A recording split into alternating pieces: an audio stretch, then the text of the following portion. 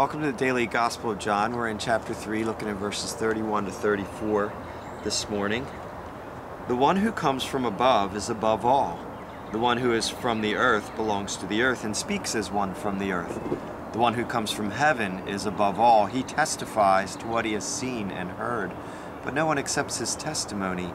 The man who has accepted it has certified that God is truthful. For the one whom God has sent speaks the words of God, for God gives the Spirit without limit. So imagine a foreign dignitary that came to visit this country, and let's say he didn't know the language, but he had some great truths to communicate from his kingdom. He would need an interpreter for people here to understand what he's saying. And in a sense, Jesus here is a dignitary from a foreign country. I would say a more accurate description would be he's an alien from another kingdom, a kingdom that we can't access with our human senses, and yet is very real, in fact, more real and solid and substantial than this earth.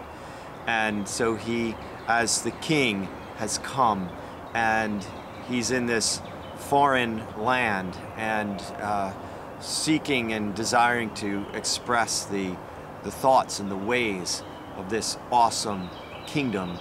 And is saying that the Spirit is somewhat of the interpreter, because we don't get it. We're limited by this kingdom that we know, and he speaks of what he has seen and what he has heard, not just some theoretical thing. He is from that place, and he is seeking to reveal truths. And that's why we need the Holy Spirit. And it says, fortunately, it says, for God gives the Spirit without measure. God is willing and generous to pour out the Holy Spirit as that interpreter for us to understand. It says in 1 Corinthians 2, "No eye has seen, no ear has heard, no mind has conceived what God has prepared for those who love him, but God has revealed it to us by his Spirit. The Spirit searches all things, even the deep things of God. For who among men knows the thoughts of a man except the man's spirit within him? In the same way, no one knows the thoughts of God except the Spirit of God." That interpreter. "We have not received the spirit of the world, but the Spirit who is from God, that we may understand what God has freely given us. This is what we speak, not in words taught us by human wisdom, but in words taught by the Spirit, expressing spiritual truths in spiritual words. The man without the Spirit does not accept the things that come from the Spirit of God, for they are foolishness to him, and he cannot understand them because they are spiritually discerned."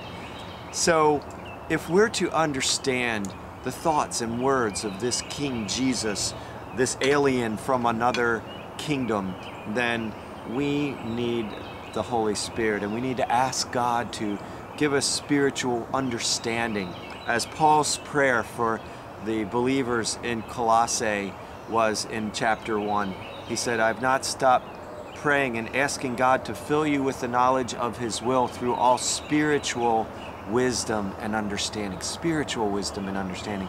He says, "I pray this in order that you may live lives worthy of God and may please him in every way, bearing fruit in every good work, growing in the knowledge of him." And it goes on. So we need the Spirit as the interpreter to understand the awesome thoughts and the awesome kingdom principles and truths that King Jesus brings us.